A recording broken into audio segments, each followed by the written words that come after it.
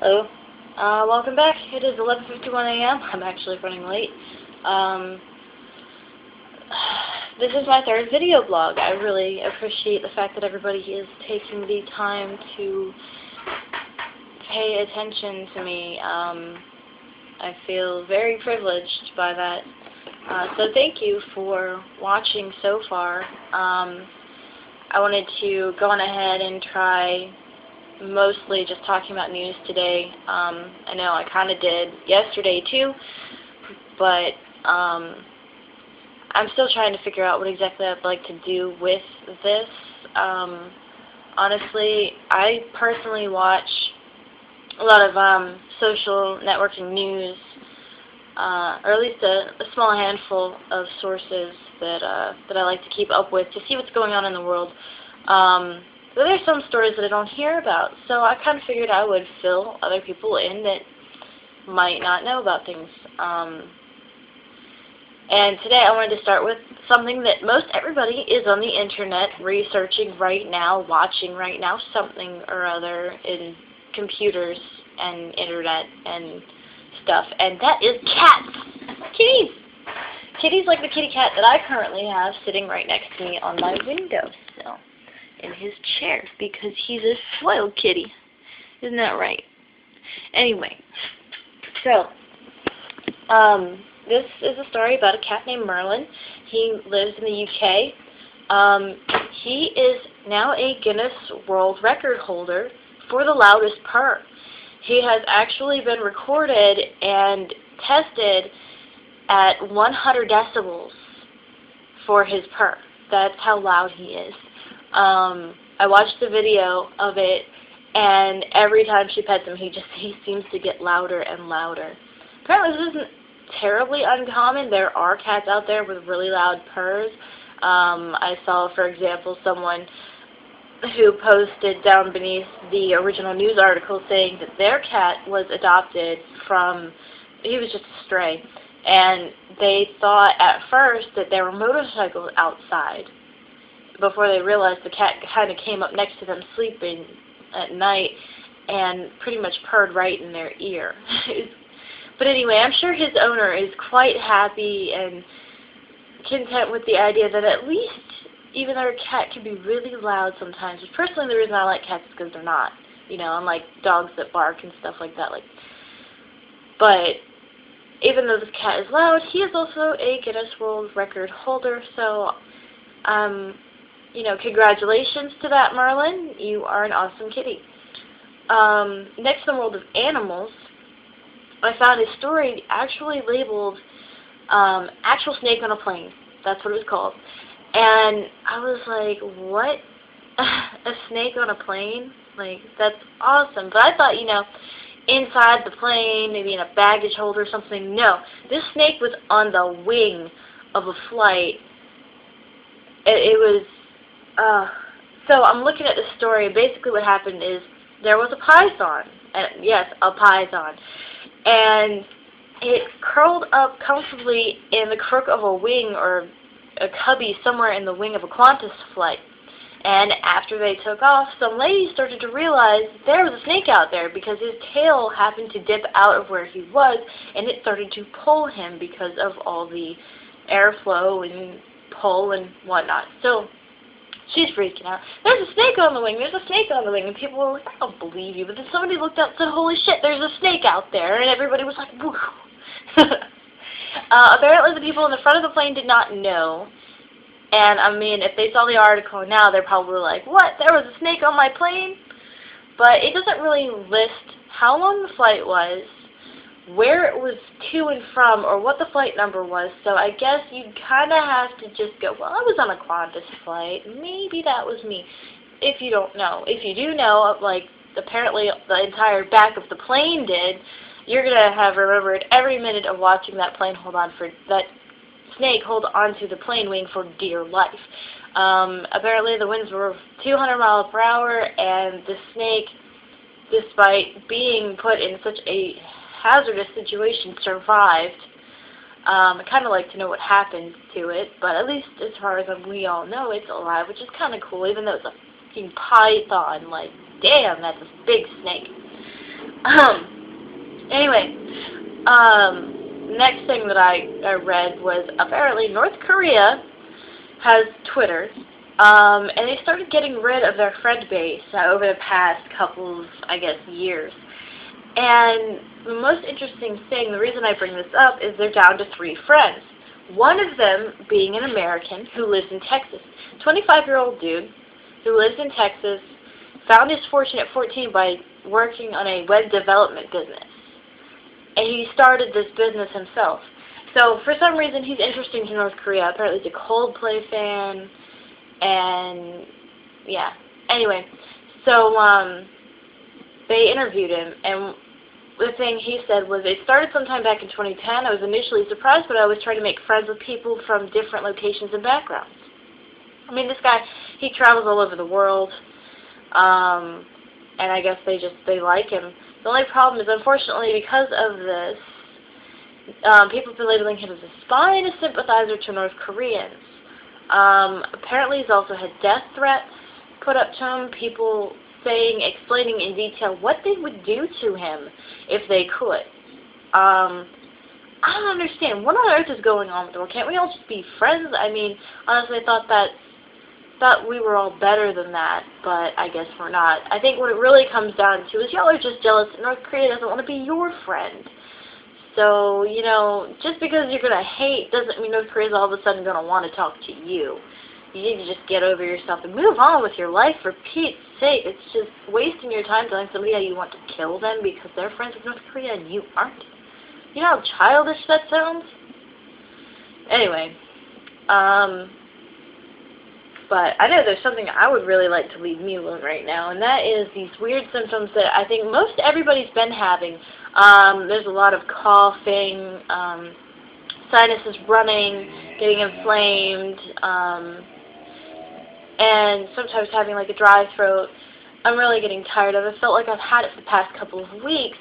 And yesterday I'm looking at the news and I see that apparently the flu strain that's going around right now has hit us so hard that it hasn't been this bad since 2009 when we had swine flu. And people really need to take the threat of it seriously, because levels are 10 times higher in some cities than they were last year. And apparently the largest flu vaccine provider in the United States said Thursday that it sold out 4 of 6 of its formulations of the Fluzone seasonal flu vaccine during to unanticipated late-season demand for vaccines. Not only that, but also the manufacturer of Tamiflu told Reuters News late Wednesday that they had a shortage of the drug's liquid formulation. So they're selling out of Tamiflu, they're selling out of the vaccine, everybody is. And to give you a real number, I mean, I said 10 times, and I'm not kidding.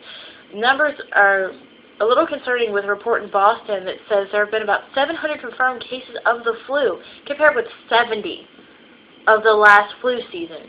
That's 70 to 700. I wasn't kidding. When the news said 10%, they meant 10%, or not 10%, but 10 times. Apparently, though, there might be another way to deal with the flu.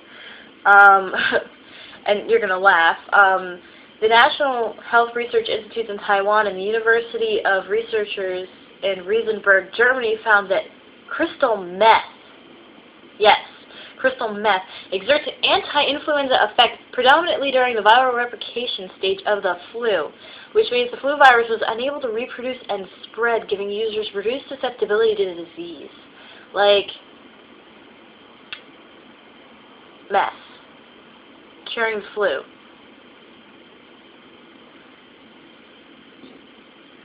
Anyway, the only problem is that in another study it was proven to make users more susceptible to other viruses, like the HIV virus and things of that nature. Makes you more susceptible to catching those viruses.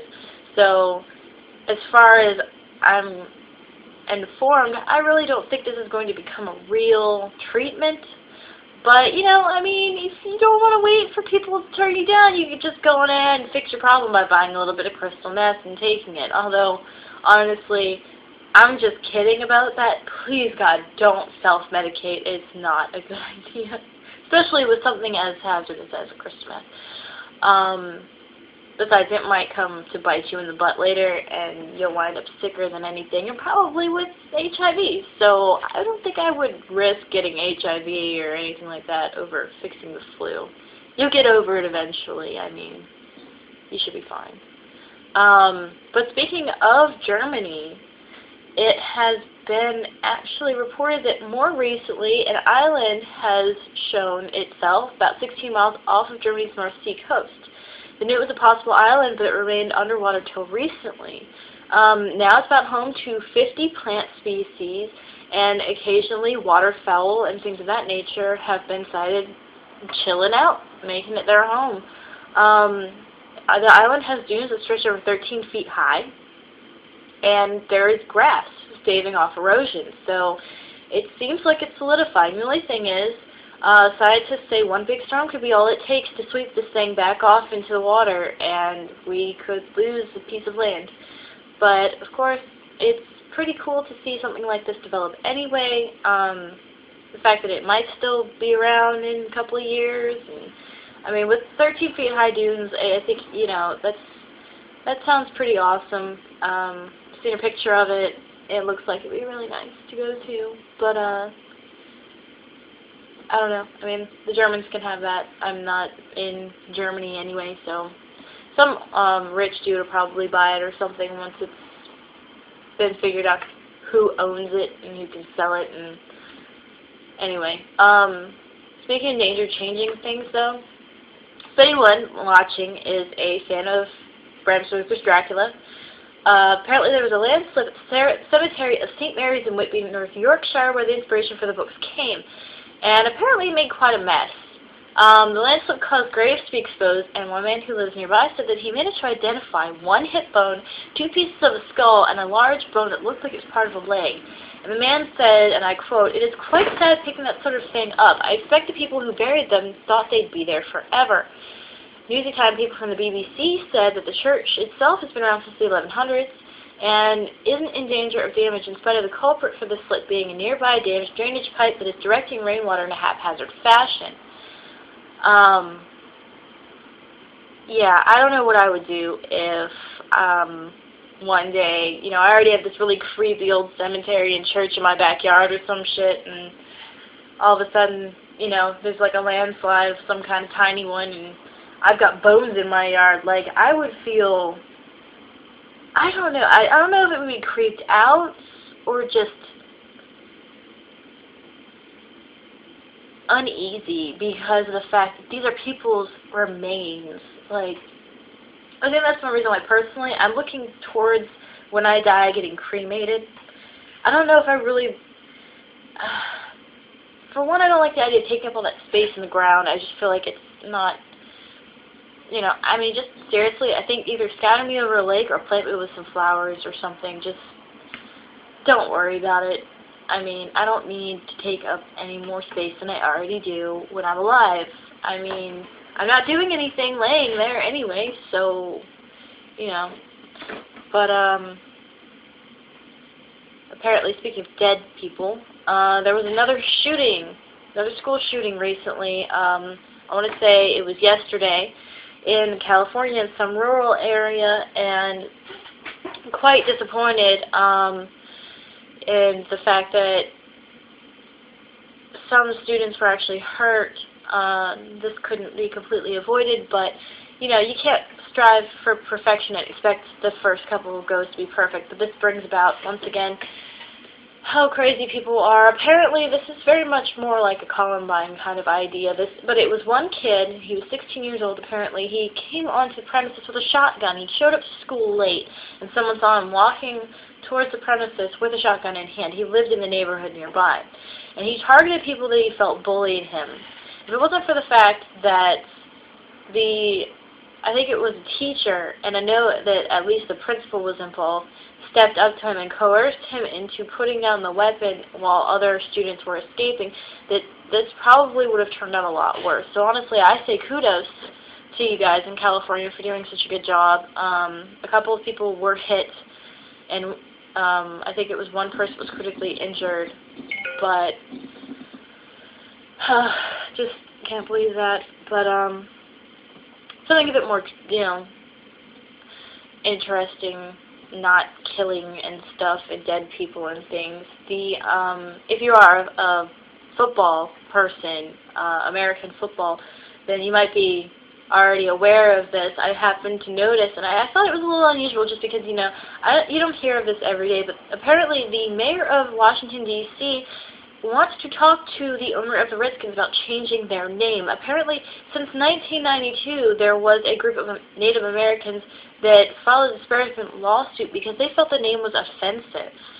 The Washington Redskins might have a name change coming in the near future, and I found that kind of interesting just because I live in an area, I'm in Virginia, and most of you know this who are following, but there are a lot of Redskins fans around here. I mean, a lot of people put them down, some people are really, big on them, but when it comes down to it, it's more or less a change in our stateside history, I guess, because things like sports really do have such a grasp on the way we live around here as a people. And for those who do follow football, this could be a really big thing. And I'm kind of curious to see what you think. I mean, the mayor, apparently, he's trying to get them, to change it because it's been mentioned as offensive to the point where apparently some newspapers around the country, even one in D.C., will not print the team's nickname, which apparently it's because some people consider the name an insult. I really didn't understand this. I don't know. I never saw it as a problem. I just always grew up knowing these are the Washington Redskins because they're in Washington and there were Indians there. So I never saw a problem with it. But do you really think that maybe it should happen or it shouldn't happen? I'd like to see if maybe anybody wants to talk about this. I'm not really big into football, but something like a name change, which they have had this name since I can remember, and I'm 23 years old, so it's at least 2 decades. All of a sudden changing because the world around us might see it as an offensive name. I don't know. Anyway, so other than that, I mean, honestly, I should probably get going. I wanted to make sure I spent some time today, and I had made a previous video. Unfortunately, though, it had a really loud sound in the background, so I was about to upload it and decided I needed to do this over because you can't really hear a whole lot.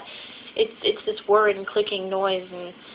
But anyway, thank you for your time. I hope you've enjoyed what you've heard, and it has become a thought that provokes your thinking further. Hopefully that is something that it does, because honestly I like to learn about things because thinking feels good. I mean, it's good to know that you're conscious. So I hope you share in that with me and let me know what you think. Bye.